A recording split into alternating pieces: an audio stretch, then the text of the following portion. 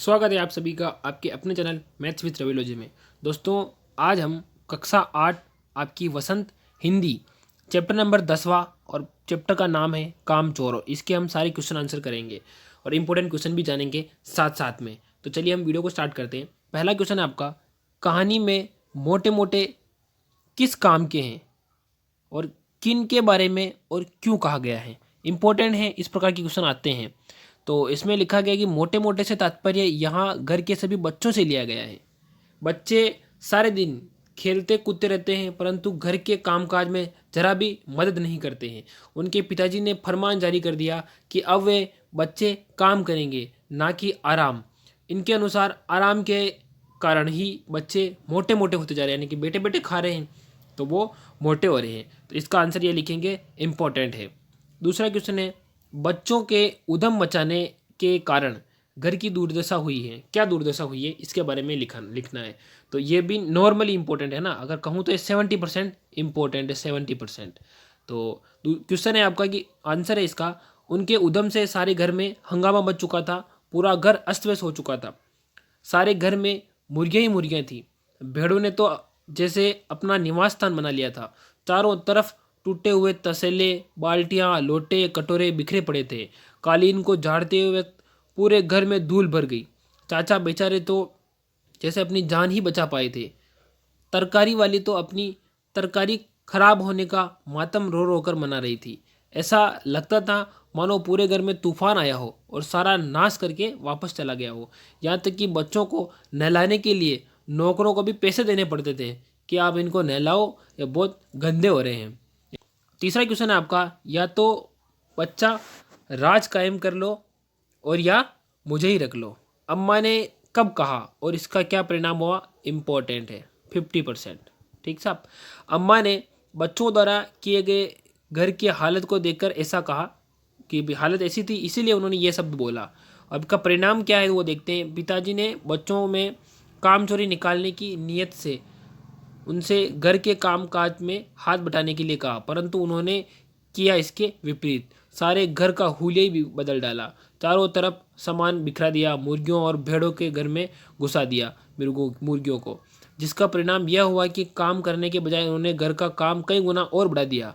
अम्मा जी बहुत परेशान हो गई। उन्होंने पिताजी को साफ साफ कह दिया कि या तो बच्चों से करवा लो या मैं मायके चली जाऊँ। इसका परिणाम ये हुआ कि पिताजी ने घर की किसी भी चीज़ को बच्चों को हाथ लगाने की हिदायत नहीं दे डाली, नहीं तो सजा के लिए तैयार रहने को कहा। यानी ये क्वेश्चन काफ़ी इंपॉर्टेंट है, 100% वाला सवाल मान लो इसे, कि कामचोर कहानी का संदेश क्या है। इस प्रकार से सवाल आ जाता है।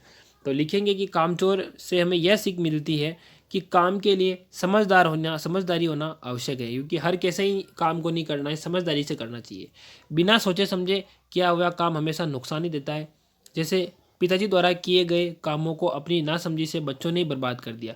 अगर वो इसी काम को आराम से और समझदारी से करते तो घर का बुरा हाल न होता। और बच्चों को शुरू से ही तरीके से काम करना सीखना चाहिए। बचपन से ही उनको धीरे धीरे ये चीज़ें सीखनी चाहिए ताकि काम अच्छे से करें। क्या बच्चों ने उचित निर्णय लिया कि अब चाहे कुछ भी हो जाए हिलकर पानी नहीं पिएंगे? क्या अब जब ऐसा हो गया कि भी उनको कुछ भी काम नहीं करना और पिताजी ने हिदायत दे दी थी कि कुछ भी काम करेंगे अगर तो उनको कड़ी से कड़ी सज़ा मिलेगी, किसी भी चीज़ को छुएंगे। तो अब ये बताना आपको कि क्या बच्चों ने ये निर्णय लिया कि उनको किसी भी चीज़ को हाथ नहीं लगाएंगे, पानी तक नहीं पिएंगे? तो क्या बच्चों ने सही किया क्या? अब देखते हैं इसका आंसर। तो बच्चों ने उचित निर्णय लिया कि वह अब हिलकर पानी नहीं पिएंगे, क्योंकि उनके पिताजी ने तो यह चाहते थे कि वह स्वयं उठकर जाए, पानी पिए, जिनसे वह कमज़ोर न बने। परंतु बच्चों ने इसका तात्पर्य यह निकाला कि पानी हिल हिल कर पीना चाहिए, जिसका परिणाम यह हुआ कि बच्चों ने पानी पीते पीते हिलना शुरू कर दिया, धक्का मुक्की आरंभ कर दी और सारे मटके और सुराही इधर उधर गिरा दी। उन्होंने ठीक से पानी पिया ना, तो ठीक से पानी पिया ना दूसरों को पीने दिया। वैसे तो उन्हें चाहिए था कि स्वयं उठकर पानी पिए, पर उन्होंने बात कोई गलत समझ लिया, यानी कि जो उनके पिताजी कहना चाहते थे उसके विपरीत इन्होंने समझा। छठा क्वेश्चन है आपका कि घर के सामान्य काम हो या अपना निजी काम, प्रत्येक व्यक्ति को अपनी क्षमता के अनुसार उन्हें करना आवश्यक होता है। भाई छोटे छोटे काम हो, किसी चीज़ को लाना हो करना हो तो इसमें छोटे बच्चे काम कर सकते हैं, भारी काम तो है नहीं, तो इसलिए उनको करना चाहिए। तो आंसर है इसका कि यह जरूरी भी है कि यदि हम अपने घर का काम या अपना निजी काम नहीं करेंगे तो हम कामचोर बन जाएंगे, सीधी सी बात है। दूसरों पर आश्रित हो जाएंगे और यह निर्भरता हमें निकम्मा बना देगी। इसलिए हमें चाहिए कि हम अपने काम दूसरों से न करवा कर स्वयं करें और काम के लिए आत्मनिर्भर बने। हमें चाहिए कि हम अपने काम के साथ साथ दूसरों के काम में भी मदद करें। अपना काम अपने अनुसार और समय पर ही करना चाहिए। आप अपना काम खुद नहीं करोगे तो अभी तो आपको जो अच्छा लग रहा है कि आपकी मम्मी वगैरह पापा वगैरह जो भी है भैया वगैरह कोई भी कर रहा हो, लेकिन बाद में आपको इन्हीं कामों के लिए आपको बड़ी दिक्कत उठानी पड़ेगी। भरा पूरा परिवार कैसे सुखद बन सकता है और कैसे दुखद, कामचोर कहानी के आधार पर आपको बताना है। थोड़ा सा इंपॉर्टेंट है, 50% है ना। बताना है कि यदि आंसर लिख लेना इसका, यदि सारा परिवार मिलजुल कर कार्य करे तो घर को सुखद बनाया जा सकता है। इससे घर में किसी भी सदस्य पर अधिक कार्य का दबाव नहीं पड़ेगा। सब अपनी अपनी कार्य क्षमता के आधार पर कार्य को बांट ले और उसे समय पर निपटा ले। भी ये काम वो करेंगे, वो काम छोटे वाला करेगा, इस प्रकार से तो सबको एक दूसरे के साथ वक्त बिताने का भी समय मिलेगा और सारे घर में आपसी प्रेम का विकास होगा और खुशहाली आएगी। इसके विपरीत यदि घर के सदस्य में के कामों के प्रति बेरुखी वाला रवैया रखेंगे तो किसी भी काम को वो सही से नहीं कर पाएंगे और हाथ नहीं बटाएंगे, तो सारे घर में अशांति फैलेगी, घर का खर्च पर दबाव बनेगा, घर के सभी सदस्य कामचोर बन जाएंगे और अपने कामों के लिए सदैव दूसरों पर निर्भर रहेंगे। पानी पिलाना होगा तो किसी दूसरे बच्चे को कहेंगे जो नहीं पिलाएगा उनको, जिससे एक व्यक्ति का दबाव, एक जो काम कर रहा है उसके ऊपर सारा दबाव पड़ जाएगा। यदि इन सबसे निपटने की कोशिश की गई तो हाल ऐसा होगा जो कामचोर में घर के बच्चों के ने कर दिया था और वे घर की शांति व सुख को एक पल भर में बर्बाद करके रख देंगे।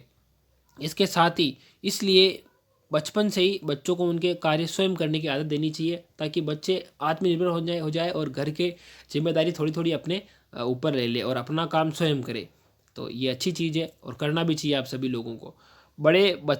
बड़े होते बच्चे किस प्रकार माता पिता के लिए सहयोगी बन सकते हैं और किस प्रकार भार, कामचोर कहानी के आधार पर अपने विचार इसमें व्यक्त कीजिए। तो अगर बच्चों को बचपन से ही अपना कार्य स्वयं करने की सीख दी जाए तो बच्चे बड़े होकर माता पिता के लिए बड़े सहयोगी बन सकते हैं, उनके काम में हाथ बढ़ा सकते हैं। अगर अपने आप नहा धोकर स्कूल के लिए तैयार हो जाए, है ना, जुराब अपने जूते चप्पलें खुद पहन ले, अपना बैग खुद तैयार कर ले, अपने खाने के बर्तन वगैरह ऐसा संभव सही जगह पे रख दें ताकि मम्मी को टाइम पे मिल जाए, अपने कमरे में सहज तरीके से अपनी किताबें इधर उधर नहीं रखे, कपड़े समेट के व्यवस्थित रख दे, माता पिता का बहुत सहयोग होगा इससे। यदि कार्य करने यही मतलब यदि उन्हें यह कार्य करने की सीख दी जाए तो उसे माता पिता का सहयोग नहीं करेंगे तो इसके विपरीत सब कुछ तहस नहस कर देंगे। इसलिए हमें इस प्रकार की चीज़ें देनी चाहिए और बच्चों को छोटी उम्र में ही थोड़ी थोड़ी चीज़ें तो सिखाई दी देनी चाहिए। जैसे उनकी उम्र बढ़ती जाएगी वैसे वैसे थोड़ा थोड़ा काम करके उनको देना चाहिए, भी ये काम करो आप।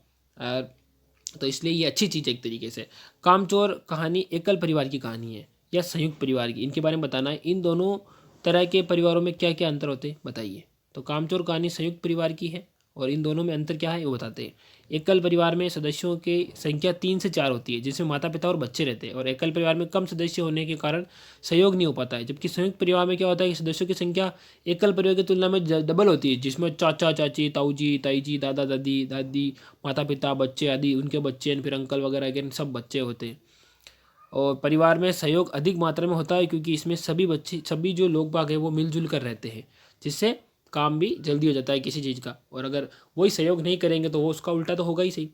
तो इस वीडियो को कैसी लगी आपको, वीडियो को लाइक करें, चैनल पर नए हैं तो सब्सक्राइब जरूर करें और मिलते हैं हम अगली वीडियो में। तब तक आप पढ़ाई करते रहिए। धन्यवाद।